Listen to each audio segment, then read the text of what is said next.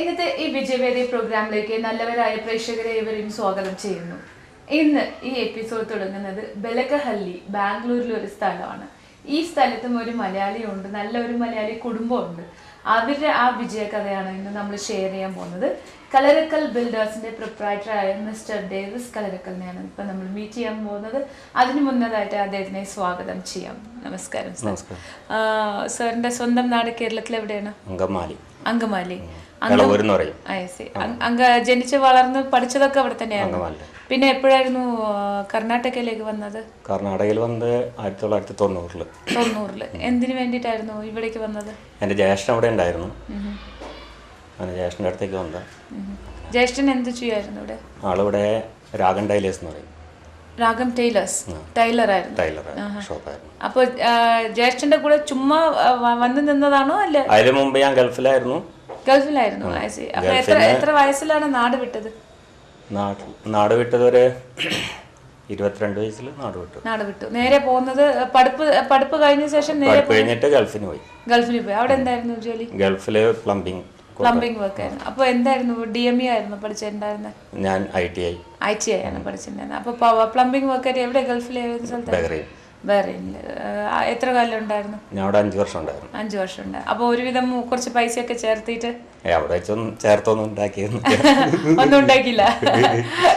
കുടുംബത്തിൽ എത്ര പേരുണ്ട്? ഞങ്ങൾ 9 മക്കള്. 9 മക്കൾ. എത്രാമത്തെയാണ്? ഞാൻ 7ാമത്തെ. അപ്പൊ വലിയ ചുമതല ഒന്നും ഇല്ലാത്ത ആളാണല്ലോ. വലിയ ചുമതലയൊന്നും ഉണ്ടായില്ല. എന്തായാലും കിട്ടുന്ന പൈസ നിങ്ങൾക്ക് മാത്രം തന്നെ ആയിരിക്കുമല്ലോ. ഒരുപാട് അതൊക്കെ അങ്ങനെയായിരുന്നു. പിന്നെ ബാച്ചിലർ ലൈഫ് ആയിരുന്നല്ലോ. സമ്പാദിക്കണമെന്നുള്ള ഇതുണ്ടായില്ല. ശരി, അടിച്ചു പൊളിച്ച് ജീവിതമായിരുന്നു. കുഴപ്പമില്ലായിരുന്നു. പിന്നെ 5 വർഷം കഴിഞ്ഞിട്ട് എന്തായിരുന്നു? എന്ത് കാര്യം? 5 വർഷം കഴിഞ്ഞ് ഞാൻ നാട്ടിൽ വന്നു. മതിയാക്കി പോകുന്നതാ. പിന്നെ നാട്ടിൽ വന്നു കഴിഞ്ഞപ്പോ ജ്യേഷ്ഠൻ ഇവിടെ ഉണ്ടായിരുന്നു. ജ്യേഷ്ഠന്റെ അടുത്തേക്ക് വന്നത് ഇവിടെ. അങ്ങനെ ഇവിടെ വന്ന് കട തുടങ്ങി. കട വിജയിച്ചില്ല. എന്ത് കടയാണ് തുടങ്ങിയത്? ഐസ്ക്രീമും ജ്യൂസും ഒക്കെ ആയിട്ട്. ഏത് ഏരിയയില്? ഡബിൾ റോഡില്. എന്നിട്ട് അത് വിജയിച്ചില്ല. അപ്പൊ ബിൽഡിംഗ് ഇതില് സെക്ഷനിലേക്ക് ഇറങ്ങി. എങ്ങനെയാണ് ഒരു ITI ഇൻഡസ്ട്രിയിലുള്ള ആൾ ബിൽഡിംഗ് സെക്ടറിലേക്ക് ഇറങ്ങുന്നത്? അത്ഭുതമാണല്ലോ അത്. അതൊക്കെ ലക്കാണ്. ആ ലക്ക് എങ്ങനെയാണ്? തീർച്ചയായിട്ടും ആരെങ്കിലും ഒരു ഇൻസ്പിറേഷൻ ഉണ്ടാവുമല്ലോ. നിങ്ങൾ പെട്ടെന്ന് അങ്ങനെ ചാടാൻ എന്തെങ്കിലും ഒരു കാരണം വേണമല്ലോ. അല്ല, നമ്മളുടെ എന്ന് വെച്ച് കഴിഞ്ഞാല് അത് ഞാൻ ഇതേ തന്നെ പഠിച്ചതാണല്ലോ.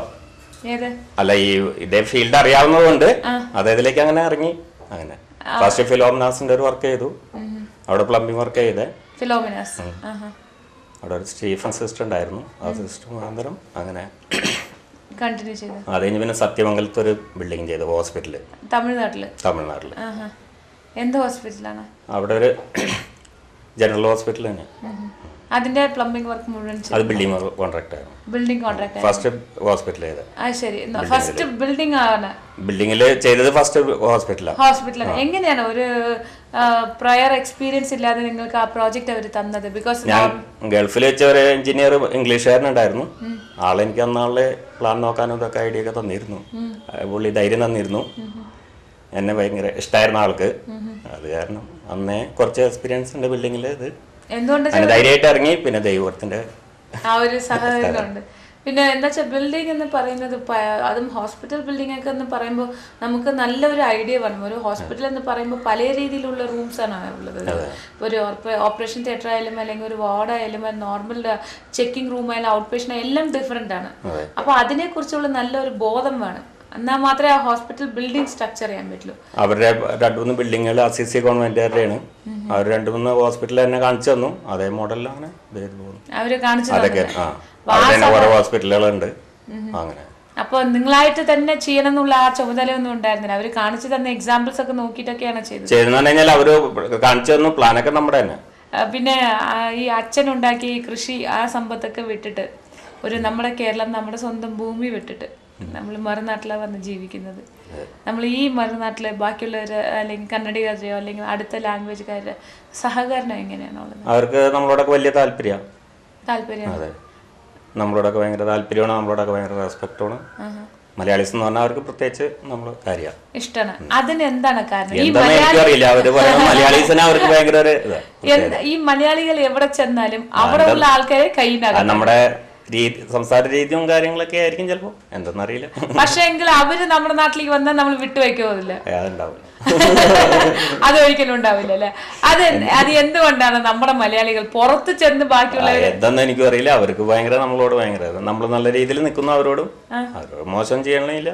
നല്ല ഇപ്പൊ എത്ര കോൺട്രാക്ടിങ് വർക്കാണ് ഇതുവരെ ചെയ്ത് ചേർത്തിരിക്കുന്നത്?